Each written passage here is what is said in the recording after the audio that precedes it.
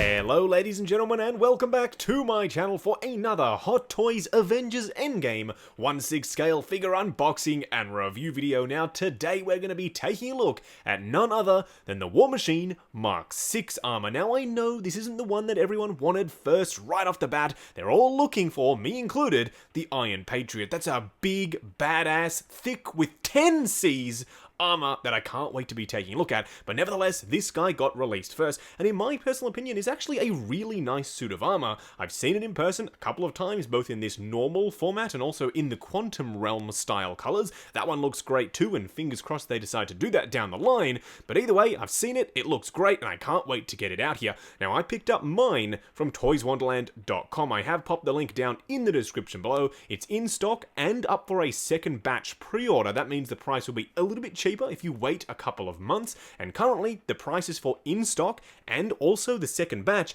are cheaper than Sideshow Collectibles themselves. The link for that again is in the description below, and while you're down there, why not hit that subscribe and bell notification icon so you're notified as soon as brand new Hot Toys, third party or Sideshow content goes live on the channel. Either way, what we're going to do now is get the box laying flat in the light box and do the unboxing. And here we have the box art for the War Machine Mark 6. Now I apologize, the box is enormous, so it doesn't fit entirely on frame, but you can see there is a really nice picture of War Machine on the front of the box there. The interesting thing is though, this is a nice metallic effect. It still has that oil painting aesthetic, but as you can see, the light reflects off it very nicely. I love the metallic look of the packaging, it's really done good. You can also see in the background this nice blue aesthetic, kind of hinting, foreshadowing if you will, towards the transition from this suit with the grey and silver color scheme to the more vibrant blue look of Iron Patriot. Now you can see War Machine down the bottom there and die-cast as well. Now this guy, being a die-cast figure, will come in a shipper box. Mine did. You do get DX series exclusive figures and die-cast figures in shipper boxes from Hong Kong. Someone recently asked why their normal edition figure didn't come with a shipper. Unfortunately, you don't get shippers all the time unless it's one of those figures from those series lines. Now you can see again War Machine on the side, a nice sort of metallic look to the font, and then on the other side, being a die-cast figure, you do have the foam insert with the War Machine, that sort of Air Force style logo. Now luckily this is super easy to open, it literally just slides out like all of the other Iron Man figures we've seen, and also the foam is now black, which I really do like. This was a recent change that we saw, I think with the Mark 7 was the first to use the black foam, but I really like the way it looks. Now you can see War Machine on the front there, nicely embossed, and it looks really darn good. It has that military style writing. Now here we have the boy himself, and he looks absolutely fantastic. Does he look too slim? Well, let's take him out. Wow, that's incredibly heavy actually. He, I don't think, looks too slim at all. A couple of people said maybe he's slightly on the slimmer side, especially in the waist area, and yeah, I kind of can see it, but we'll see what it looks like in the comparisons a little bit later on. Now you can see, of course, he does come with the usual pair of hands and the alternate swap-out head sculpt, as well as his little cannon for the back there, and just like all of the other die-cast series of figures, the rest of the accessories and the instruction manual is on the bottom. Now, die-cast figures are very complex, so do make sure you are reading the instruction manual, especially when it comes to where to install all of those batteries. There are a bunch, and I will show you what it looks like with the lights on throughout the course of this video. Either way, what we're going to do now, however, is get all of the accessories laid out in the light box and take a closer look at everything he comes with. And here we have all of War Machine Mark 6's accessories. No, don't adjust your screens, this really is it. It might feel like slim pickings compared to what we've gotten previously. The War Machine Punisher armor came with those awesome blast effects, a minigun, a bunch of other weapons. The Mark 4, that big chunky beast of a figure, came with so many different bits and pieces that you can attach to the armor to make him look like a proper tank, whereas this guy comes with one gun and one head. That's pretty much it. Really does, as I said, feel like slim pickings, but either way, let's take a look at what he does come with. He does come with the dynamic flight pole. It's one of the longer variety. It's also rather thick and sturdy. However, a couple of people have reported that because he is a heavier boy, he can't really balance all that well, especially on the smaller display base footprint. I actually do prefer the smaller design. It takes up less space. It isn't as overly bulky. I really think this can get the job done if you balance him just just right, be mindful of where you're placing the little waist clamp piece, you'll be perfectly fine. Now I do like the design, it is the War Machine logo, although why is this red? We did see the red on Black Widow, it made perfect sense, her box was red as well, but in this guy we're seeing that galaxy effect as well. I just would have rather it be blue to match the front of the box. Either way, I'm not really going to lose any sleep over that. I do like the glossy, super enlarged Avengers A, then of course War Machine on the front there. This still isn't metal, still bothers me to this day. Why aren't they doing metal nameplates anymore? Now we also do have his little gun that goes on his shoulder, although it's not all that little. It is smaller though than the one that we got with the Mark IV, which was absolutely enormous. This one isn't as nicely painted as I would like either. It doesn't really match the armor, it doesn't have that level of weathering and detail. You can see a tiny little radioactive logo there, but I would have liked that to be like a little decal sticker thing to make it look like it's a warning. That would have been really nice, like we saw with the Mark II. Now this does swivel, it is very stiff. I don't know if it's supposed to swivel, but it definitely does. It is on a ball joint and another swivel down here as well, and it does just peg in to the back of the armor. Now let's take a look at his head sculpt. As you can see, that same old James Rhodes head sculpt, it's the exact same one. Fingers crossed they haven't just taken this out of their helmet for the unmasked, the fully unhelmeted head sculpt we're getting with the Iron Patriot, comparing it to what we got as I try and futz off that mask there with the Mark IV. As you can see, it's identical. In fact, these helmets are almost identical in and of themselves. The only difference is that little grill on the side there is slightly different, and the front of the helmet is a little bit more rounded on the new one. Everything else is identical between the two, and that's proven by taking the new faceplate and popping it on the old one. You can see there's a bit of a gap there, but other than that, it fits perfectly fine. So yes, the helmets are pretty much identical, and so too are the face sculpts. Not necessarily a bad thing. I think this is a really decent James Rhodes head sculpt, but still, I would have liked a little bit of an advancement in the technology, especially when we're not getting all that many accessories with this new release. But either way, you can of course take this faceplate and pop it on there, or have it on the top, just like we've come to expect. And you did see that little piece of articulation on the mouth there. Now, he does come with a couple of hands. Actually, he only comes with 4, not that many. These ones are the fully articulated ones, as you can see. I still really would have liked an ability to actually move this plate upwards and then be able to pivot the wrist. So really, all you need to include are these hands, but they didn't do that. They also included the repulsor blasting hands with the already angled peg there. So if you see what I mean, if you could move this plate upwards and then this could swivel back, a little bit more engineering, yes, and probably a little bit more over-engineering, but I still think it would have worked quite nicely. Either way, repulsor blasting and articulated, as well as the closed fists that are already on the figure. Either way, speaking of the figure, what we're going to do now is get War Machine Mark VI himself out here and take a closer look. And here we have War Machine Mark VI himself standing straight up and down the lightbox. No crazy poses or accessories or anything like that. Not that he really comes with that much stuff to display him with anyway. But either way, he still does look really darn good. He sort of oozes this level of badassery, and yes, I don't really know if that's a word, but I don't really care. He has it, and he has it in spades. He looks that darn awesome, simply in a museum pose. But either way, yes, it does appear War Machine has skipped leg day. And I quickly want to explain as to why I think they've designed this suit in this manner, and I'm probably reaching and trying to excuse Marvel's design habits, but if you remember, back to Captain America Civil War, he lost the use of his legs, so it makes sense that even in his suit design, they didn't armor up the legs as much. The upper torso is still big and bulky, showing that he's had that evolution, he's been growing in size in the suit itself, whereas the legs have remained relatively slim. It makes sense for the character because it technically would be the same for Rhodey himself. He'd be working out the upper torso and, of course, the legs not that much. So this works, in my personal opinion. Again, am I reaching? Yeah, probably. Let me know down in the comments below what you think about my particular theory. But either way, I still think he looks really darn good just standing there. I love how chunky this suit looks, even if it's only on the upper half. The legs really aren't all that slim, but yes, in comparison to the upper torso, they kind of are.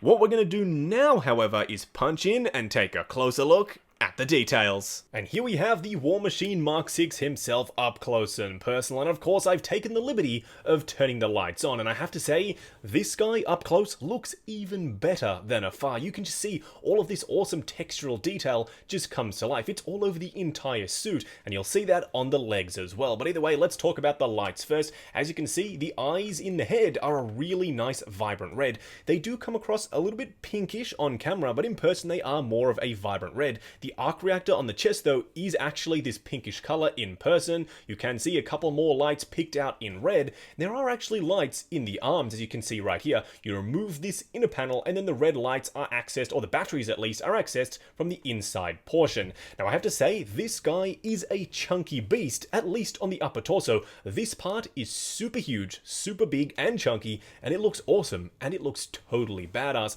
I think this upper half makes up more than enough for the lower half of the body being a little bit slimmer. It makes sense. He wants to be a huge hulking mass on the top there. He can really put the beat down on Thanos' army, and I think that really works quite nicely for this suit, except for the fact that he didn't use this suit in the final battle. I think we were robbed of a really badass moment for the War Machine Mark 6. Yes, he did help steal the Power Stone on Morag from Star-Lord, but still, it's not really all that badass. Now, as you can see, the sculpting on the arm is really interesting. I want to draw your attention to how sort of sculptural and streamlined it looks. It kind of has this sort of Lamborghini sort of curved aesthetic, and I really like how they've done that. It's weird and it's intricate, but I love it, and I also do love the vents on the outside here. They've taken the time and added even more detail to a relatively sleek suit of armor. At first glance, you might think, oh, it's kind of like the War Machine Mark II, very sleek, not that much detail, but trust me, in person, up close and personal, you can see so many bits and pieces of detail, especially in the paintwork. Like, look at that silver, you can see all the little scratches and nicks. It really does come to life, while at the same time being still very sleek and very streamlined. It makes sense that over the years, Rhodey's suit has become more and more streamlined, and this, in my opinion, is pretty much the quintessential perfect modern day update of a classic War Machine suit of armor. Do I prefer this to my previous favorite being in the Mark I and Mark IV? Well, we'll have to wait to the comparisons to find out. Panning the camera down to give you a closer look at the rest of the armor. As you can see, that super dark grey color continues on throughout, and it looks fantastic. I love the coloration for War Machine. They have definitely been nailing it in recent times. But as you can see, the silver also does look really good. Just that extra pop of color that just brings the whole thing to life. Now, when I say that on Iron Man figures, I wish there was more sort of detail and weathering, I don't really mean battle damage. I mean this sort of stuff, the little chips and bits and pieces all over the suit of armor. That's normal. It's supposed to be there, and it looks really good. It just brings the entire thing to life. It doesn't have to be war-torn or singed or have bits of armor sort of cracked and broken, but this stuff, the detailing, I really do appreciate, and it continues all the way throughout right down to the feet themselves, and the sculpting is immaculate, of course, as you would expect. If someone was to tell you this was a statue that wasn't articulated, you'd probably believe them because you really can't see any of the joints, and I love it. Now, all of that being said, all of the good stuff out of the way, there is one complaint that I do have, and it's the fact that this piece and this piece don't match, but not in the way that you might think. They're not supposed to match. It's supposed to look like this from the movie. Where the complaint comes in is this piece around this thigh here is supposed to be silver. I don't know how Hot Toys missed it. It's supposed to be the sort of alternating color pattern, kind of like we saw with Darth Vader's helmet, maybe to bring out a little bit more color on the suit itself and make it pop on screen, but they missed it in figure format. That is supremely unfortunate. I don't know how that happened, what stage of the R&D they were let down by, but either way, that is a little bit unfortunate. Does it detract from the overall look of the rest of the figure? I don't think so. And now, of course, the moment that I'm sure everyone has been waiting for, hanging on the edge of your virtual seats, if you will. Here we have the Mark 6 War Machine on the left, compared to everyone's favorite, mine included, the Mark 1, that big, bulky, beefy boy, and he does look absolutely fantastic. Firstly, you'll have to forgive mine having the battle damage chestplate and faceplate on there.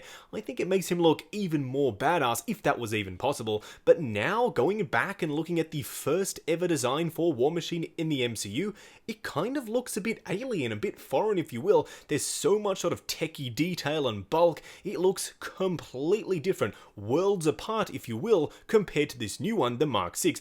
But that's not to say that you can't see the evolution of the design. It is clearly there. You can tell that they are from the same character family, while retaining some of the same traits. It's still got the Gatling gun style weapon, those huge, over-exaggerated exaggerated shoulder pads and the bulky chest, whereas it has sort of gotten a little bit more sleek over time, which definitely does make sense. The color scheme is also completely different. You're seeing more of a greenish blue on the new one versus a more reddish blue. Not really that either of them are blue, but the sort of darker grey has that bluish grey tinge to it. You're seeing more of a bluish green on the left and more of a reddish hue on the right. That is accurate in person as well, although the camera is exaggerating it just a little bit. Now the silvers are also completely different. You're seeing much more of a dirty look to the original one versus the new one, which is a hell of a lot brighter. Either way, I still think they both look great in their own right, but for me, I might still be leaning towards the Mark 1 as my personal favourite. And of course, moving on now to the Mark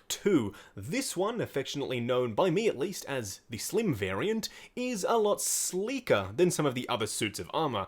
Does that really work for War Machine being only his second outing? I kind of don't think it does. Now of course, this suit is also the same as the Mark I version of Iron Patriot, which makes sense because it was a lot sleeker. It was supposed to be a completely different suit of armour, but for War Machine, does it work? I really don't think it does. This to me is still my least favourite. Does that mean it's a horrible figure? No, absolutely not. It's still a really good release, but it's definitely not my personal favourite. You can see it's a lot shorter, it's a lot sleeker, the body proportions make a lot more sense. It looks like an Iron Man suit, which is really cool, but again, as War Machine, I don't think it really works. And of course, moving on to the Mark III, a lot of people's favourite suit of armour, and I can't blame you for loving it. It looks so darn good. It is one of those sort of timeless classics. Of course, Marvel, with their infinite wisdom, hit that undo button very quickly coming off the hot heels of the Mark II and gave us this chunky, thick, beastly boy being the Mark III.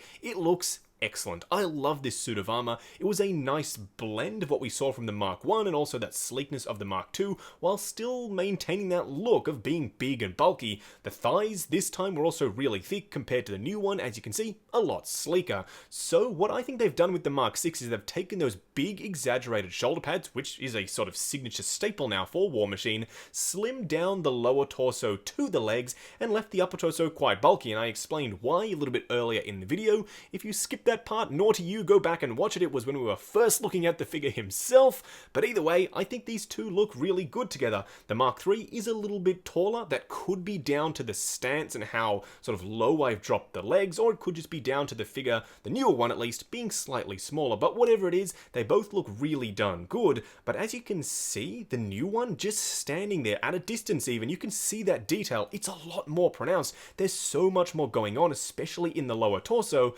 compared to the Mark III. And for the final War Machine comparison, here we have the Mark IV. I know a lot of people love this suit of armor, and I do as well. He looks fantastic, and here you can see him standing alongside the Mark VI. I was comparing them to see if there were any similarities between the two, other than the helmets themselves, and no, I don't see any reused parts here, which is really darn good. That means we've pretty much, aside from the 3 and 4, sharing a couple of pieces here and there, gotten unique molds throughout the entire lineup. That is really darn impressive. I love when we see completely new designs for characters like these ones right here. The Mark VI looks completely different, and that's totally awesome. He is slightly shorter than the Mark IV, but only very slightly. And of course, he doesn't have any of that digital camo pattern like we saw on the Mark IV. I love that. It added a little bit of a unique flair. He was actually going into war, technically, with the Outriders, so it made sense. But them ditching it now on the new one, do I miss it all that much? Not really. I still think the new one looks absolutely fantastic. Now stay tuned to the end of the video where I give you my official Justin's Collection War Machine rankings, if you will, and give you my thoughts on which War Machine is my personal favourite. Just going over articulation on the War Machine Mark VI. Now bear in mind, this figure is incredibly complex. It's one of Hot Toys' die-cast series, so there's a bunch of moving bits and pieces, so just be careful when you're moving stuff around not to collide any of the pieces of armour into the body itself, and of course vice versa. Now don't forget, this is a figure that I purchased with my own money, so I'm going to be a little bit more careful. If you want to push the joints further than I'm willing to go, that's totally your prerogative. Now starting off with the head sculpt itself, it is on a traditional Iron Man style joint. There's one joint down here at the lower part of the neck, and then one at the upper as well, so you get a fairly decent range of motion both up and of course down, pivot and swivel side to side. Now the arms of course can be pulled out just like any other Iron Man style figure, and this piece is spring spring-loaded, so it does get out of the way, going up pretty much unrestricted, then of course going round pretty much all the way as well. You do have a swivel at the bicep and a double bend at the elbow. It pretty much just goes very slightly above 90. There's 90, a little bit further. The bicep is fixed, unlike the Mark 50. Now, of course, at the wrist, a traditional Iron Man style wrist peg. Now, the cannon itself pegs in only to one side. It does move up and then is on a ball joint for a little bit of extra range of motion. Now, the waist itself does actually have that gimmick where it pops open, but only at one joint as far as I can tell. You do get a fairly decent crunch forward and backwards. As you can see, that piece sort of overlaps, but just be careful you're not scratching up the rest of the armor when you're moving this plate over the top. The same thing goes for the legs. Pull them down first, and they do go down quite a significant amount, as you can see in comparison. Moving forward to about there, moving out to about there, and as you can see, these also do nicely get out of the way. You do have a swivel at the upper thigh there. Then, of course, a very, very clicky and ratcheted joint at the knee itself. It pretty much goes up as far as you'd expect. Then, of course, at the foot, right down here, you do have a traditional Iron Man style joint. Even though it's fairly armored around the sides there, these panels move out of the way for a very, very decent and very, very usable pivot at the feet. Just kicking off the 3 cool and 3 annoying things with the War Machine Mark 6. The first annoying thing being, of course, the count in terms of accessories. You only get these 2 pieces that are actually usable accessories. Of course, you're getting 4 hands, but 1 gun and 1 unhelmeted head sculpt isn't really enough to sell the set for me. I would have liked, at the very least, some blast effects. The second annoying thing are these flaps on the front of the legs here. They don't go all the way down, all the way flush when the legs are pushed all the way up. You have to sort of pull them down 1 click, and then they'll go all the way in. That's a little bit frustrating. I would have liked to have been able to have them all the way up, have them in a neutral stance, and not have to worry about it, but as it stands, you can't do that. The third annoying thing, and I don't know if it's necessarily an annoying thing, but more of a thing to watch out for, but Hot Toys actually included in the box this little instruction update. They don't very often do this, but they're basically showing you how to detach this piece right here properly. You sort of have to pull it from the bottom first, and then it will come off. And I think they're telling you how to do that because the clips on it are very, very darn thin, and they're worried about you breaking them. The first cool thing is to do with the iron booty, and it's the fact that this panel can move, so when you're moving the legs back, you're no longer hindered by the iron booty. It moves out of the way very nicely. The second cool thing is something that they really didn't have to do, but there is a detachable chest plate with even more detail on the underside there. That is an attention to detail that, as I said, they really didn't have to go into, but I absolutely love that they went and did it. And the third cool thing has to do with the foot articulation. I didn't mention this in the articulation segment, but if you grab the foot and pull it down, you get an extra joint there so you can move the foot even more freely. That's absolutely awesome. Just wrapping up on the War Machine Mark 6 based off his appearance in Avengers Endgame. Just an overall very quick TLDR on this figure. I love it. I think he looks really darn good. I was at first considering maybe not even grabbing this guy because I didn't really like the aesthetic, but then again, it kind of does make sense now that I've post-rationalized it in my head at least, that yeah, it would be a little bit slimmer on the lower half, and the upper torso remains that big chunky mass that we've seen from previous releases. Is it as slim and as, dare I say, boring as the Mark II? And I know some people probably really do like the Mark II, but it's not my personal favorite. No, I don't think it is. I think this brings its unique visual flair. There's a ton of detail in the suit itself, as long as you're looking up close and personal with it. From a distance, it looks sleek, it looks simple, but no, trust me, there is a ton to see, a lot of moving bits and pieces on the figure, which I really do appreciate. Are the lights good? Yeah, I really do think they are. I like the very subtle and not really necessary light on the outside of the arm. That's cool, and not something that they had to do at all. And finally, they've got the red to look really darn vibrant. Again, it comes across a little bit pink on camera, but trust me, it looks more red in person. Now, the big question, the elephant in the room, is this my favorite all-time War Machine armor? Unfortunately not. I'm still leaning towards the Mark 1 and potentially the Mark 4. I can't decide if it had to be an ultimate classic version of War Machine. Yeah, the Mark 1 would definitely take the cake. This one, though, comes in at a very close third on that list. It really is that darn good. It's heavy, it's chunky, it's die-cast, it's well-engineered, doesn't come with a lot of accessories, but what it does come with is really well executed. And of course, this being an entirely new sculpt for this suit of armor, I'd probably expect either a neon tech version or some sort of comic version that they can shoehorn into the future fight game at some point down the line, because of course they have to get their money's worth out of this mold, which I wouldn't blame them at all, because it's a darn good mold. Either way, I picked up mine from toyswonderland.com, and I have included the link down in the description below. He's in stock and ready to ship right now for a cheaper price than Sideshow Collectibles, and he can be at your door in record time with DHL. Check the link down below, and while you're down there, why not check out the link to 6 Scale Network, the brand new awesome Facebook group. Come along, chat figures, share photos of your collection, and of course, see what's coming up next on the channel. Like, comment, and subscribe, and we'll catch you in the next video.